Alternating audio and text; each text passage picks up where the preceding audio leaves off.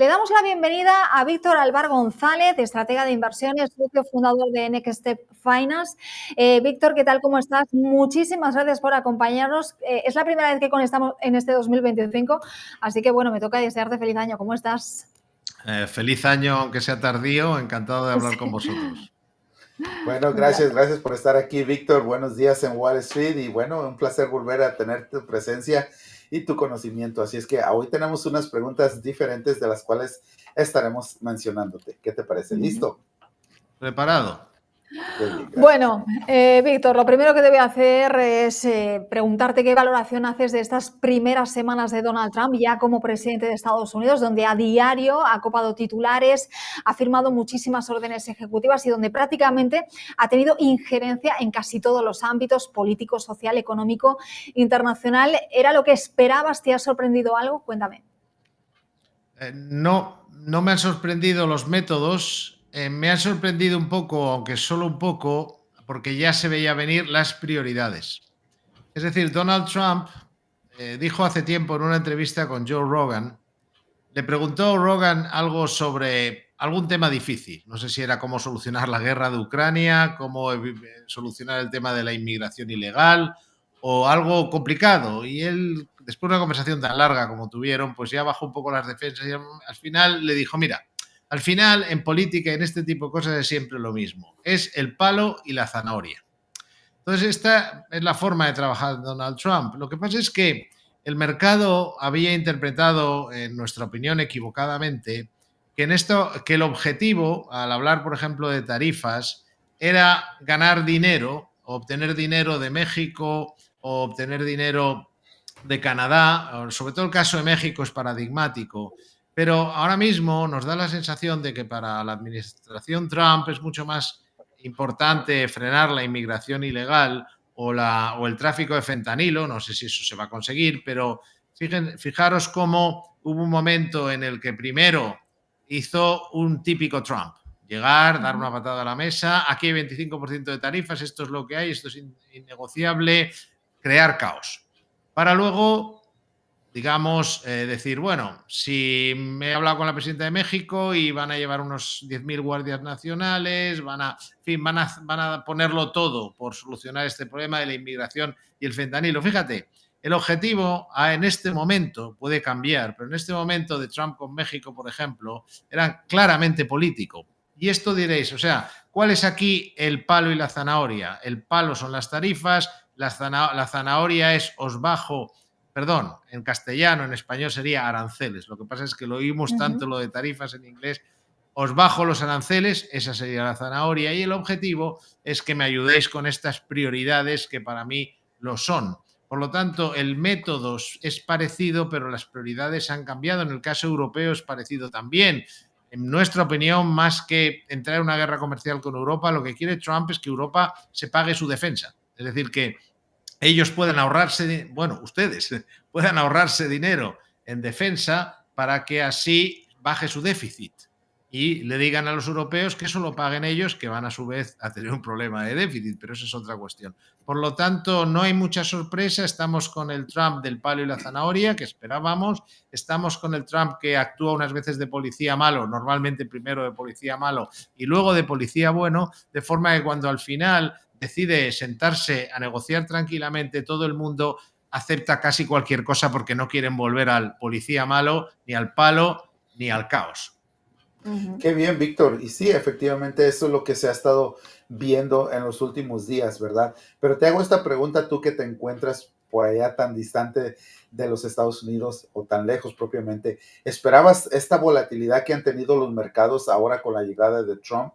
Realmente, ¿hasta cuándo veremos un respiro? Porque si vemos la gráfica, en los últimos 3 meses, que justamente cuando Donald Trump entró ganó las elecciones, propiamente ganó las elecciones, el mercado ha tenido unos altibajos que en realidad solamente ha habido un crecimiento del 2.12% por los pasados 13 meses, cuando ya Donald Trump resultó ganador como presidente para los Estados Unidos. Bueno, la volatilidad con Trump no es una sorpresa. Trump es volatilidad, pero hay que investigar un poquito más y ver, por ejemplo, qué ha hecho el Dow Jones. Una cosa es lo que ha hecho el S&P 500 o lo que ha hecho el Nasdaq, en cierto modo motivado por otras cuestiones, como puede ser la aparición de la empresa china DeepSeek y, digamos, el aviso de que puede haber que valorar de otra manera determinadas empresas, también yo creo una reacción muy exagerada, pero eso es otra cuestión. Entonces, por un lado, no sorprende la volatilidad, pero insisto, a la vez observas cómo ha habido unos sectores que les ha venido bien ya la llegada de Donald Trump y donde no ha habido tanta volatilidad.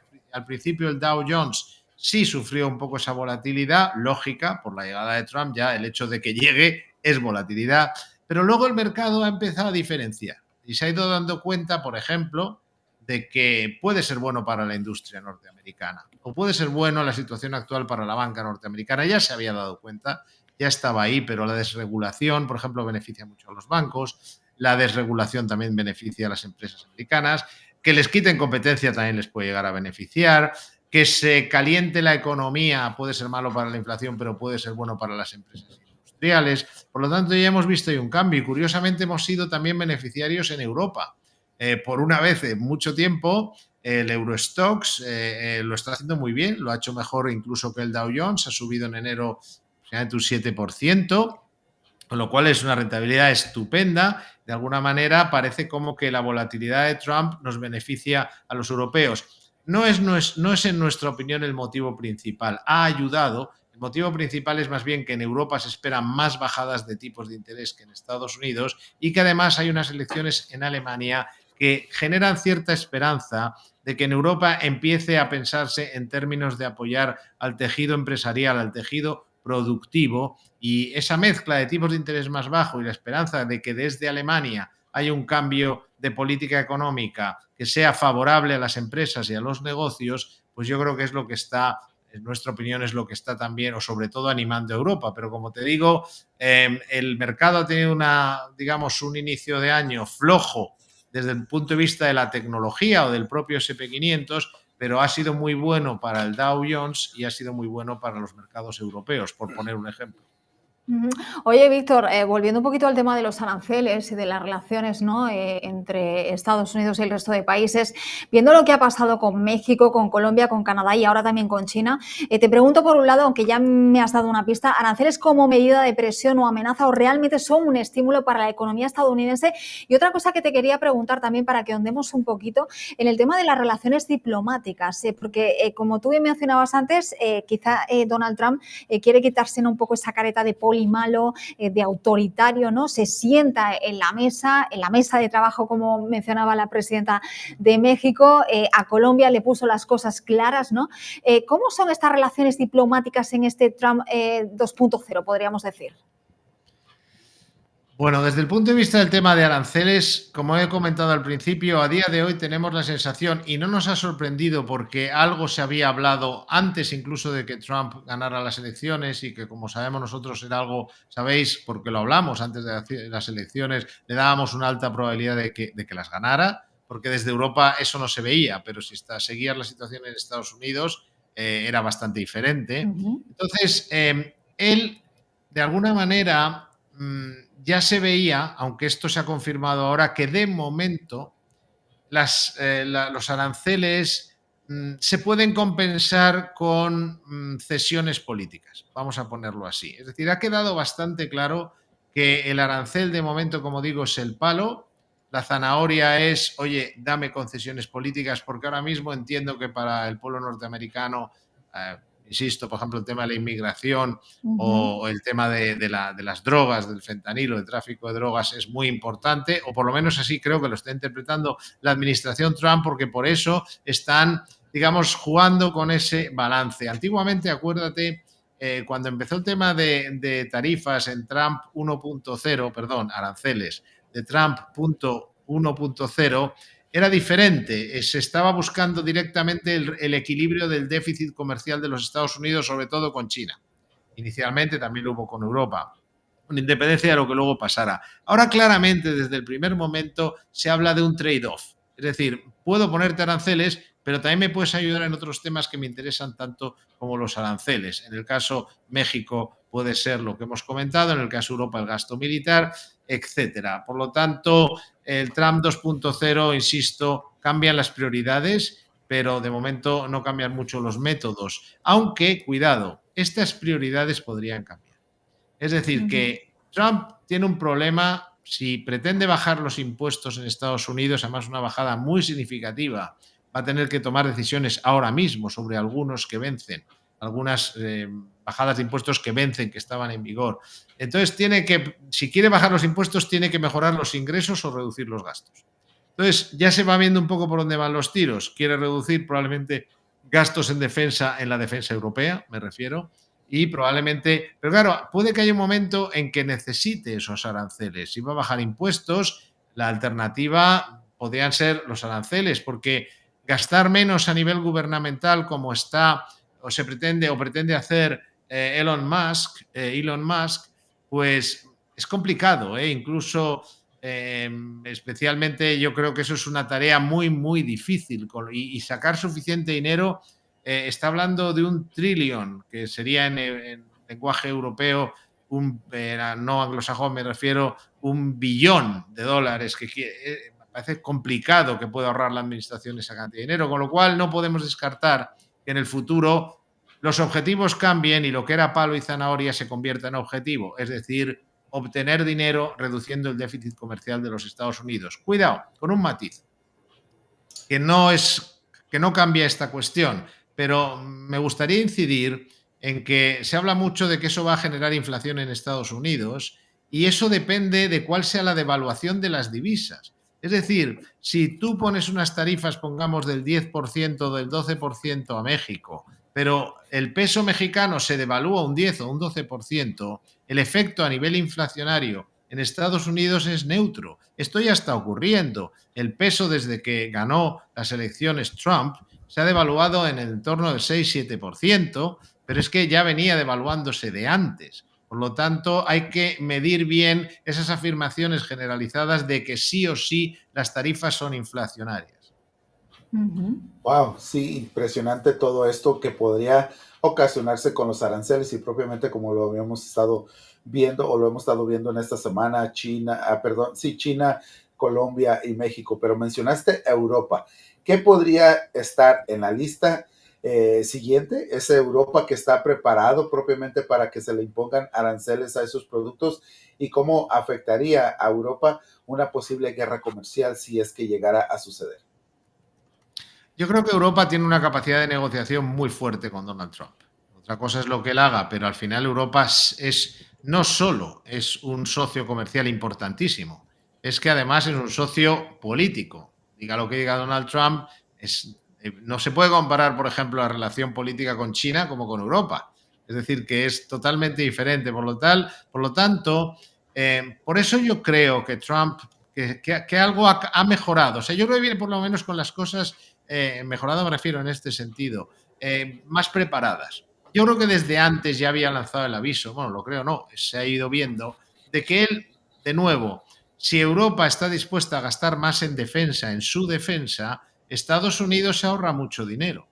Con lo cual, menos déficit si Estados Unidos deja de pagar eso. Yo creo que de momento, más que una guerra comercial con Europa, va a haber una presión, ya la hay, para que Europa pague sus gastos de defensa. Y Europa ha reaccionado, ha respondido bien. Han dicho, bueno, ya veremos si es para bien para nosotros los europeos, puesto que lo que van a hacer los políticos europeos todo lo solucionan igual, con deuda.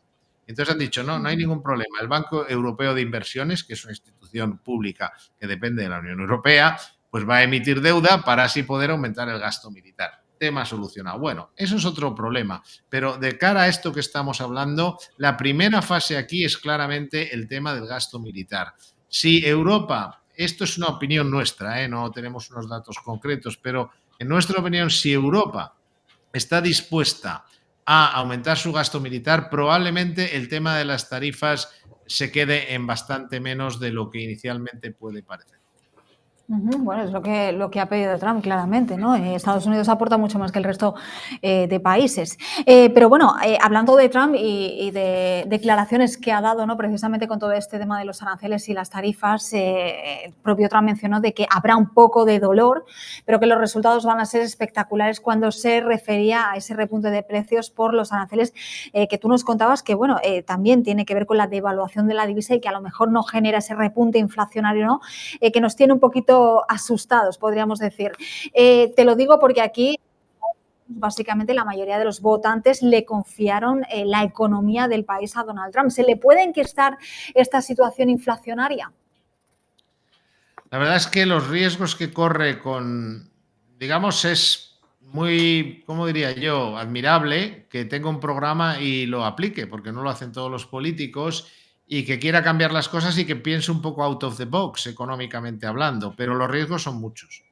El primero para nosotros no es tanto el que comentas, porque como decimos, sí se está viendo que el mercado está equilibrando eso con las devaluaciones competitivas. Por lo tanto, sí estoy de acuerdo en que al final habrá tarifas y ahí está, tú lo has dicho muy bien, hay un mensaje de que dolor va a haber y probablemente generalizado por esta política, pero probablemente sea algo relativamente controlado. Lo que ocurre es que si tú, es lo que comentaba antes, si tú quieres detener el terrible incremento de la deuda que hay en Norteamérica, es casi peor que en Europa, bueno, de hecho es peor que en Europa.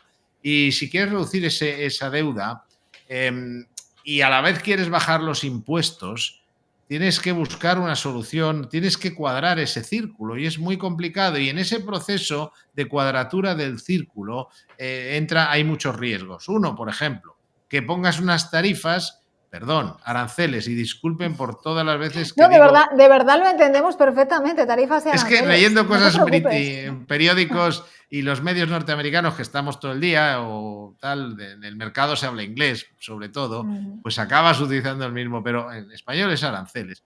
Entonces, eh, eh, si al final no tiene más remedio que poner unos aranceles elevados, pues sí podría tener un efecto inflacionista, pero como decimos, al final es todo el problema es la cuadratura de ese círculo. Imagínate que bajas los impuestos y no has preparado las cuentas públicas para compensarlo con unos ingresos o con menores gastos. O sea, si no planifican bien la operación, se podría encontrar con que se dispara la deuda pública norteamericana. Eso a nosotros nos preocupa todavía más porque la reacción del mercado de bonos, que ya está escéptico con este nivel de deuda, como es lógico, podría ser llamativa. Nos preocupa esa posible miedo del mercado de bonos si se dispara la deuda norteamericana.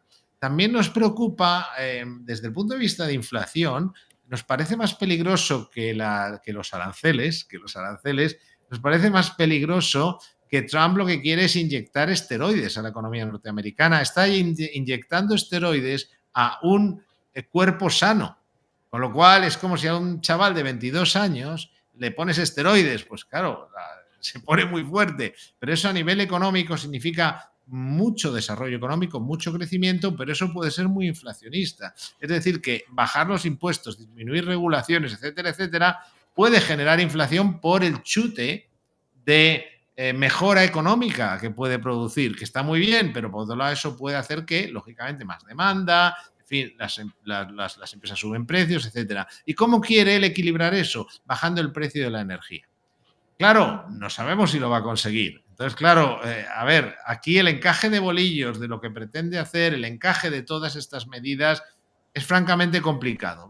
Y lo que tenemos que seguir como asesores financieros es ver si va funcionando. Es decir, primero hay que ver, cuando empieza la política del palo y la zanahoria, ¿dónde está el palo, dónde está la zanahoria y cuál es el objetivo? Luego hay que ver cuándo pesan más los temas políticos que financieros, porque si es un tema político afecta menos a los mercados. Luego, ¿a qué sectores o qué países beneficia Europa o beneficia el Dow Jones y menos al SP 500? Luego, ¿qué va a pasar con los mercados emergentes? Porque tú imagínate que realmente se acaban imponiendo aranceles importantes a países de Centroamérica y de Sudamérica. Esto es un problemón, porque si tú, cuando eso ocurre, también, ¿qué se hace? Se devalúan las monedas de esos países. Entonces sube el dólar.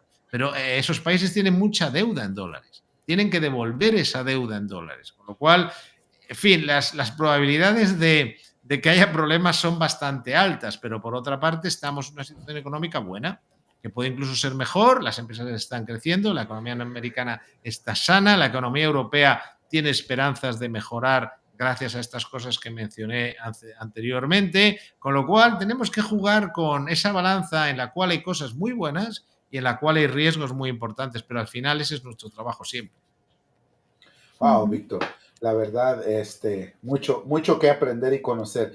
Pero mira, esta mañana aquí en los Estados Unidos salió la nueva tasa de desempleo, donde 143,000 puestos fueron los que se dieron durante el mes de enero y se esperaba que fuera mayor la cifra, obviamente de 169,000 empleos. En contexto, después de haber conocido esta tasa, ¿crees que la Reserva Federal está haciendo bien en ser cautelosa y utilizar esa frase que ha dicho hay que esperar y ver, o realmente acabará cediendo a las presiones de Donald Trump en cuestión de bajar las tasas de interés lo antes posible?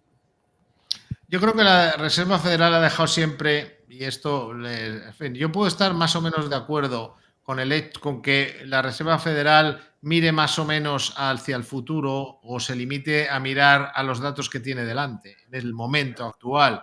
Eso puede ser criticable, a lo mejor hay gente que diría, y no, yo en parte coincido, que la Reserva Federal también tiene que mirar un poco hacia adelante cuál es la situación, las expectativas económicas y financieras, ¿no? Pero ellos han dejado muy claro y son predecibles, de momento han sido muy predecibles. Ellos son data dependent, es decir, vamos a hacer lo que veamos que tenemos delante de las narices. Entonces, yo lo que creo es que se dice mucho por aquí también que ellos no bajarán los tipos de interés hasta que vean qué pasa con las tarifas, con los aranceles. Dicho esto, imagínate que mañana el PCE, la medida de inflación preferida por la Reserva Federal, o el IPC norteamericano, se acercaran claramente al 2%. ¿Vosotros pensáis que porque no saben qué va a pasar con las tarifas iban a dejar de bajar los tipos de interés? Pues nuestra opinión es que no, porque al final la Reserva Federal tiene una misión y unos parámetros. Entonces, si todos los indicadores muestran que la inflación baja, ¿por qué se van a quedar donde están? ¿Porque puede haber unas tarifas? Bueno, puede, ya veremos. Entonces, primero habrá que ver qué son esos aranceles, cómo afectan, pero ellos yo creo que se van a seguir fijando en datos como el que acabas de mencionar, el empleo muy boyante, es decir, baja mucho la cifra de paro, no hay bajada de tipos de interés, porque tienen miedo a la inflación salarial, a que los salarios se disparen, porque si hay poca gente buscando trabajo, lógicamente la capacidad de negociación es mucho mayor. Datos, por ejemplo, del propio IPC a la baja, pues obviamente abrirían puerta a bajada de tipos de interés. O sea, van a seguir fijándose en todos los datos adelantados que ayudan a medir la inflación y sobre todo en los datos del momento, porque es su forma de trabajar de esta Reserva Federal. No todas son así, no todas han funcionado siempre así. Por ejemplo, ahora el BCE está mirando mucho más las expectativas, están dándose cuenta de que los datos en Europa de crecimientos, Alemania está en recesión, Francia está tonteando con la recesión, en España nos salvamos, pero porque vamos con cierta inercia de una serie de cosas que no quiero aburriros. En definitiva, el BCE está bajando tipos, la inflación no está todavía en el 2% en Europa, pero ven que es fácil que esto ocurra, mientras que la Reserva Federal va a estar mirando al empleo, va a estar mirando al dato de inflación. Esa va a ser su principal, digamos, fuente de información y de decisión. Dicho esto, si mañana se establecen toda una serie de aranceles que puedan ser inflacionistas, porque yo entiendo que son conscientes de que existen las devaluaciones competitivas. Yo creo que la Reserva Federal lo que tendrían que hacer es, si se instauran unos aranceles hacia una serie de países, ver qué pasa con las divisas. Porque si el dólar está fuerte, lo que está haciendo es compensar ese efecto inflacionista de los aranceles. Y yo creo que eso es lo que van a medir, pero siempre lo primero, te voy a poner un ejemplo que debían de mirar. Por mucho que se diga, la gente se olvida de que este señor Trump ya gobernó. Y cuando gobernó Donald Trump, no subió la inflación. Y hubo tarifas, y hubo aranceles, y hubo guerra comercial. Es decir, que la inflación se movió en el entorno del 2%, un poquito por encima del 2%. Y no entro en la parte de la pandemia, en la cual la inflación bajó muchísimo. Eso distorsionaría lo que es la actuación propiamente dicho de la administración Trump 1.0 y en Trump 1.0 la inflación se mantuvo muy controlada. Por lo tanto, eso también debería de mirarlo la Reserva Federal antes de tomar decisiones en base a unas expectativas que hasta ahora nunca ha considerado. Bueno, y como tú decías, también esta Reserva Federal, es bastante previsible y data depending, pero bueno, ya tienen ese dato del empleo sobre la mesa. Vamos a ver qué pasa en la próxima reunión. Donald Trump no ha parado de firmar decretos desde que ha llegado a ocupar de nuevo la Casa Blanca. Nos sorprende también pues esto de que quiere crear, ¿no?, un fondo soberano de riqueza. ¿Cómo funcionaría esto, Víctor? Porque los países suelen establecer fondos para invertir en superávits presupuestarios, pero Estados Unidos lo que tiene en cambio es un gran déficit. Parece un error, porque yo estaba diciendo antes que estés o no de acuerdo con las políticas de Donald Trump, lo que digamos se puede decir positivo de él es que cumple lo que dice. Y él está diciendo que va a reducir la administración, que va a reducir el tamaño y el coste de la administración. Y va a intervenir menos el Estado. Y está tomando nota probablemente, y toma nota de lo que decía Ronald Reagan, de que lo mejor que puede hacer el Estado es dejar trabajar a los demás. Y de repente dice que va a hacer un fondo que va a manejar probablemente una serie de burócratas para invertir en base a qué criterios. Yo creo que eso es un error, que debía de habérselo ahorrado y que no es necesario y que además, como bien dices, no tiene mucha lógica. Eso es lógico que lo haga Noruega, que no sabe dónde meter el dinero del petróleo y que además es un país que tiene una situación económica siempre sanísima, pero que lo haga Estados Unidos. Tal vez Estados Unidos debería dedicar el dinero a reducir su deuda, que es un problema muy serio. Que bueno, es el dólar, es Estados Unidos, pero todo tiene un límite. Por lo tanto, yo lo calificaría como un error dentro de la política que está llevando a cabo, que por el momento, siendo discutible y problemática en algunos aspectos, no deja de ser lo que dijo que iba a hacer, con lo cual tampoco está asustando tanto a los mercados, puesto que por lo menos para nosotros casi nada de lo que está haciendo es tan novedoso. Pero esto, como decimos en España, chirría, como las puertas, hacen ruido. Interesante todo esto. Y bien, ahora hablemos sobre la inteligencia artificial, ya que hay una carrera para saber quién llega primero o quién está al frente durante todo esto de inteligencia artificial. Incluso Stargates ha aparecido como un nuevo proyecto aquí en los Estados Unidos, pero también sorpresivamente la irrupción de DeepSeek que apareció la semana anterior. Entonces, esto de inteligencia artificial podría ser propiamente un catalizador del mercado o hacia dónde tenemos que enfocarnos ahora en adelante. Bueno, ya lo ha sido. La inteligencia artificial ha sido casi el catalizador de 2024. El Nasdaq ha sido el mejor índice precisamente por la llegada de una revolución tecnológica de este tamaño. Para nosotros equivalente a la llegada de los ordenadores, es decir, si los ordenadores revolucionaron la productividad de las empresas, ahora la van a revolucionar los algoritmos de inteligencia artificial. No tenemos mucha duda al respecto. Otra cuestión es la revolución desde el punto de vista negativo que se ha producido y que nos ha sorprendido y que va a dar muchas oportunidades de comprar barato en el futuro. Es decir, que tú imagínate que sois jóvenes, pero probablemente, o sea, imagínate finales de los años 90 y primeros de los 2000, que hubiera, cada vez que salía un avance tecnológico, un nuevo iPhone, en fin, se decía de repente que si los ordenadores iban a llevar microprocesadores Pentium mucho más rápidos. ¿Y qué pasaba cuando ocurría eso? Que el mercado se lo tomaba con una gran alegría. Avance tecnológico, mejora económica, puesto que todo lo que es avance tecnológico es mejora de la productividad, desde la rueda. Entonces, de repente, y esto es llamativo que ocurra esto, sale una noticia que lo que dice es básicamente que la inteligencia artificial va a ser más accesible, se van a necesitar menos, si es verdad, que está por ver, pero bueno, pongamos que lo fuera, o así lo considera el mercado.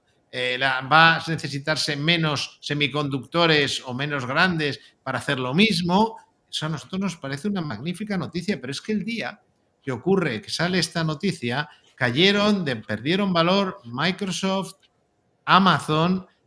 A ver en qué cabeza cabe que sea malo para Amazon que la inteligencia artificial, es decir, las herramientas de inteligencia artificial que va a instalar en todos sus almacenes, en todos sus repartidores, que lo que hacen es mejorar y facilitar mucho más su trabajo y su margen financiero, vamos, comercial, que resulta que es malo que eso ocurra. O sea, que le vaya a salir más barato todo eso. Es ridículo. Es decir, y Microsoft, o sea, cuando Microsoft sacaba un nuevo sistema operativo, subía.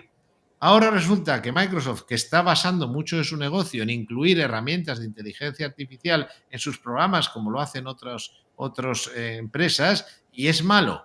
Es decir, que es una reacción muy poco normal y que viene, en nuestra opinión, y esto ya es una pura opinión, del entorno actual en el cual lo que genera clics y lo que genera visitas y lo que genera likes y lo que genera notoriedad en las redes es la parte negativa de las cosas. Siempre ha ocurrido en la prensa que eso que se decía de que no permitas que una buena noticia te arruine perdón, que una buena noticia te arruine un buen titular. Es decir, los buenos titulares los dan las malas noticias. Esto pasa igual en las redes, pero más todavía. Con lo cual, algo que era bueno, y luego se ha visto, pues luego se ha recuperado Amazon, Microsoft se ha recuperado, había caído también Meta. O sea, a Meta le viene muy bien que la inteligencia artificial sea más barata. En definitiva, de hecho, en el momento en que la inteligencia artificial es más barata, se hace más accesible, lo que va a aumentar es la demanda. Cuando un producto se hace más barato de fabricar, es más accesible y aumenta la demanda, es algo positivo. Por lo tanto, lo que tenemos que tomar buena nota es de las oportunidades que nos va a dar aquí en adelante, no solo cuando Trump sea el policía malo, sino también cuando el mercado se tome como una mala noticia lo que a todas luces es una buena noticia. Bueno, y por último, ya que hablabas de esto, te pregunto, ¿cómo manejamos las inversiones en tiempo de volatilidad? ¿Cuál es el mensaje que le podrías dar a la gente que nos sigue y que tiene su portafolio y dice, bueno, pues, ¿por dónde voy? Que tengo pérdidas, que sube, que baja la bolsa, en fin. La volatilidad es pendular. Tú ves un índice de volatilidad y es así, Ujú, siempre. Pues un poco más, un poco menos. Eso que cuando es alta es porque ha ujú, caído mucho el mercado, porque ha pasado lo que sea. Entonces, entramos en un periodo, Trump es volatilidad, entramos en un momento en que va a haber repuntes de volatilidad, pero cuando Trump sea policía bueno va a bajar la volatilidad. Cuando las redes una buena noticia la consideren mala, va a subir la volatilidad. Cuando se den cuenta el mercado que esa noticia no es mala, va a bajar la volatilidad. ¿Qué tenemos que hacer? Pues muy sencillo. Nosotros tenemos que aprovechar los repuntes de volatilidad, que es cuando caen los mercados, para comprar aquello que nos interesa. Y tenemos que aprovechar los momentos en los que la volatilidad es muy baja, es decir, la gente está contenta y eufórica para hacer liquidez para cuando vuelva a aumentar la volatilidad. Porque sabemos así, a ciencia cierta, y solo hay que ver un gráfico de la volatilidad en la época en que gobernó Donald Trump, que va a ser especialmente pendular. Con lo cual, cuando trabajamos con los extremos de volatilidad, estamos jugando, no diría sobre seguro, pero con una mucho mayor seguridad de acertar, porque nosotros sabemos que la volatilidad a nivel 11 no se va a quedar mucho tiempo, ni tampoco se va a quedar mucho tiempo a nivel 25, salvo que caiga un meteorito, como dicen ahora, pero quitando meteoritos o pandemias, no es lo normal, y más en este tipo de mundo en el que vivimos. La volatilidad genera alfa. ¿Qué es alfa? Es como se considera, se llama en los mercados a ganar más que los demás. La volatilidad, y mira, es muy sencillo.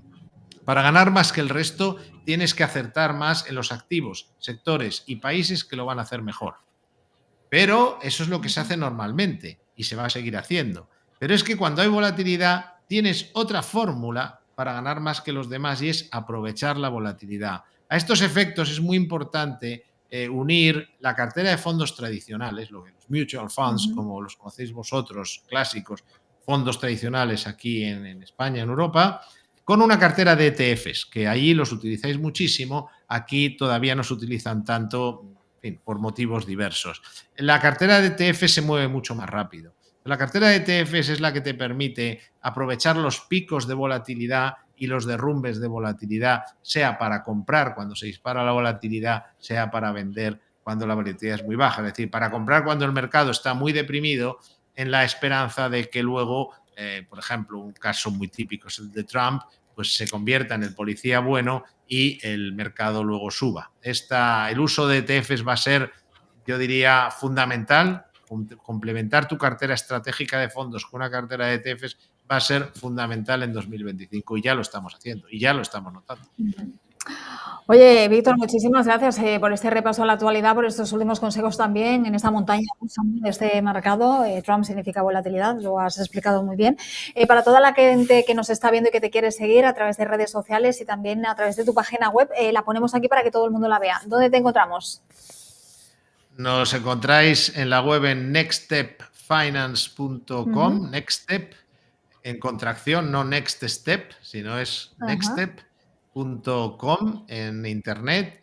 Nos encontráis en las redes también en Nextstep Finance, en el caso tanto de Twitter como de Instagram, @nextstepfinance, como es el nombre de la compañía, es fácil. Y si alguien quiere seguir las cosas que cuento yo personalmente, obviamente son de negocios, no hablo de otra cosa más que de mercados y de negocios, pues me tienen en @valbargonzález, Alvar González así de largo, todo junto, Alvar González es la cuenta que utilizo yo en Twitter, también la más importante a efectos personales es la de Twitter.